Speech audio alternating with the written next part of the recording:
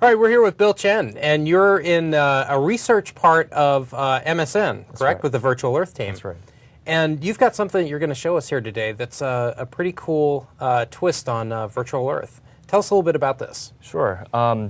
Today I'll talk about this system that we created called, which integrates videos and maps for driving directions. Let me just first say that this is a work in collaboration with several people, Boris Newbert, A.O. Ofek, Oliver Doyson, and Michael Cohen at Microsoft Research. So what we were looking at was how can we create a better driving directions experience? And this is what happens today, right? When we go to a new destination, what happens is we drive around and we might get a little confused because we need to map what we have printed out on our map to what we visually see on the road. Yeah. And that can be difficult. And sometimes in-car GPS can also fail. So what? Top down in print and straight ahead. That's right. Yeah. That's right.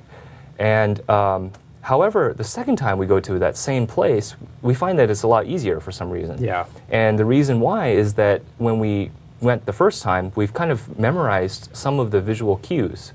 And when we go on the second time, we rely on those visual cues to help us navigate. So we've seen it once, and then the second time you understand where you're going. Right. You go, oh yeah, I remember seeing that at McDonald's the first time, and I make a right here. Yeah. And so what we wanted to do is to build a system that lets you preview your driving directions before you actually get in the car.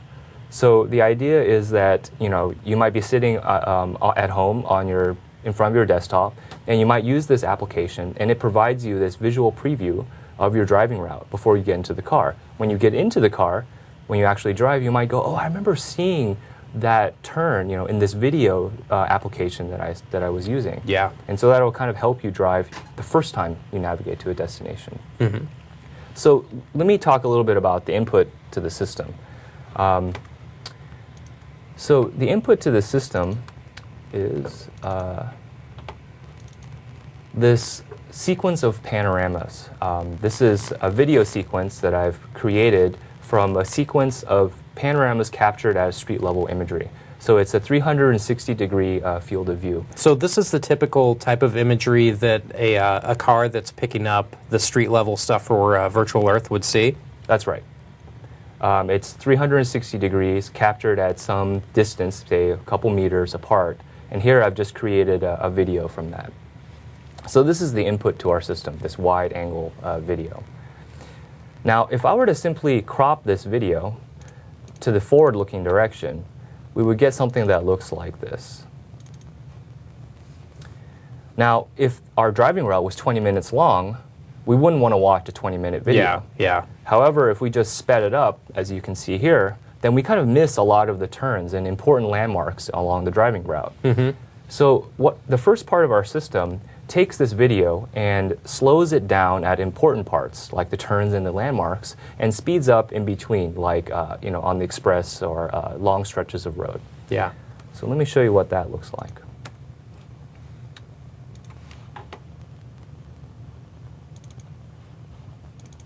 So what you're seeing here, let me just pause it for a second. What you're seeing here on the bottom is a speed plot. And what this speed plot represents is, along the video, what is the velocity of the video that we should play. And these icons down here, like the left turn and the right turn, represent important parts of the video. And so we'd want to slow down at those parts of the video. And so you can see that the speed profile does drop when we are near the landmark. So that's a turn that you'll want to recognize the buildings and the way that looks there. That's right. And so if I play this video, you'll see that it slows down at this left turn, speeds up in between, and then slows down again. And the velocity at which we play the video depends on the distance between the two landmarks. So if the distance between two landmarks is small, then we'll speed up a little bit. But if the distance between two landmarks is very large, say from here to downtown Seattle, from Redmond to downtown Seattle, then we would speed up a lot more. Yeah. So that's their first enhancement to the video. We first slow down at the turns and the landmarks and speed up in between.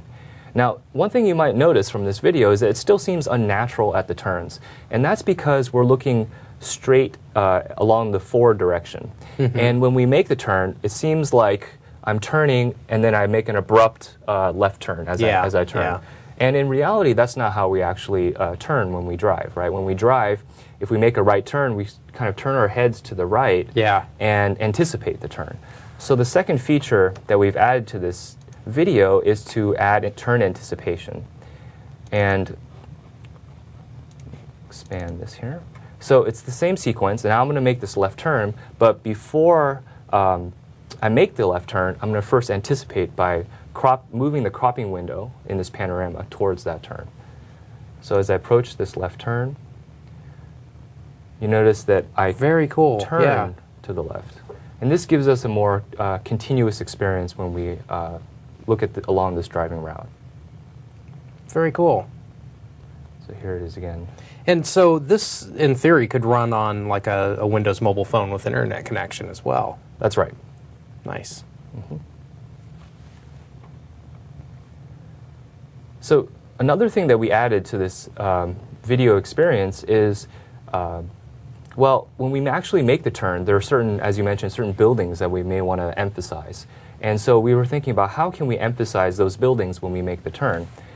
And to do that, we introduce a new idea called landmark thumbnails. And the idea here, let me just pause it again.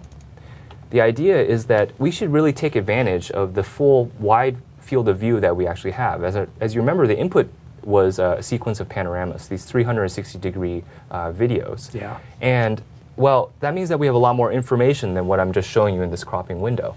So the idea is that when we approach a landmark or a turn, that the landmark will kind of expand over to the left as it kind of moves away from the center window. And the idea is to help to expand it and then freeze it to give us some more time to imprint that into our memories. Yeah. So as I make this left turn, you notice that the field of view expands to encompass this building, this landmark, and it freezes for a few seconds to help us kind of imprint it into our memory. Here's another landmark on the left. Let me show that to you again. So as we make this left turn, it expands the field of view to show the landmark, freezes it for a few seconds, and now we go to the next turn. So now we have this enhanced video, which is a video along your driving route. It slows down at the turns. It has the turn anticipation to give you this continuity, and it has the landmark thumbnails to kind of pull out the important landmark to say, hey, this is something that you might want to remember when you actually drive. So this video experience, this video is what we then feed into a mapping application. And the idea is that with a map, then you can kind of see where am I actually geographically when I'm playing this video. Yeah. So let me show you what that looks like. So here's our Videomap application.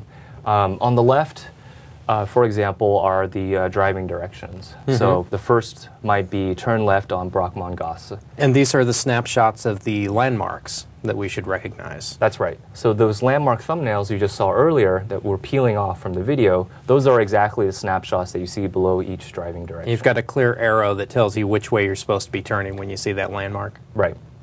Great. And on the right is an interactive map. So this is using our Bing Maps. And we're focused over Graz, Austria. And on the map itself, you see a green route which shows you the driving direction for that video. And on the right is that video that I showed you earlier that we processed. So this video is a video that'll slow down at the landmarks, have turn anticipation, and it's going to peel off. Its field of view is going to expand when it sees a particular landmark. Cool. So what I'm going to do now is I'm going to go ahead and press play, and it'll start playing the video, and the map is synchronized to the video. You'll see that there will be a dot. In this case, there's a blue dot here, which represents the position of the video on the map. So let's start it off and press play. So here you see that we've zoomed in to this position on the map, and we're making a left turn. And at this left turn, the video will, let's see here. Oh, okay, right. On the left turn, the landmark is on the left, and the video will expand to the left and show you that this is the building you should remember when you make that turn. Here we pass a landmark on the left, and again the field of view expands, and we show you that this is the landmark that you should remember. Awesome. Now the map, you can see that it's automatically panning and zooming. I'm not touching it at all. And it moves automatically with respect to the speed of the video. So as the video slows down to show a landmark, the map will zoom in, as you see here. And as the video speeds up in between landmarks, it'll zoom out to give us some more context. So this is our interactive application.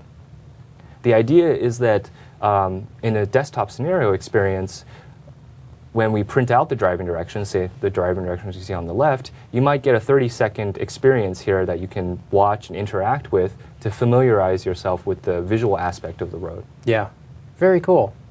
And where can people find out more about this? There's a website there's a website that you can Okay, check and we'll put that in the text for this video, so you can just go there and link over.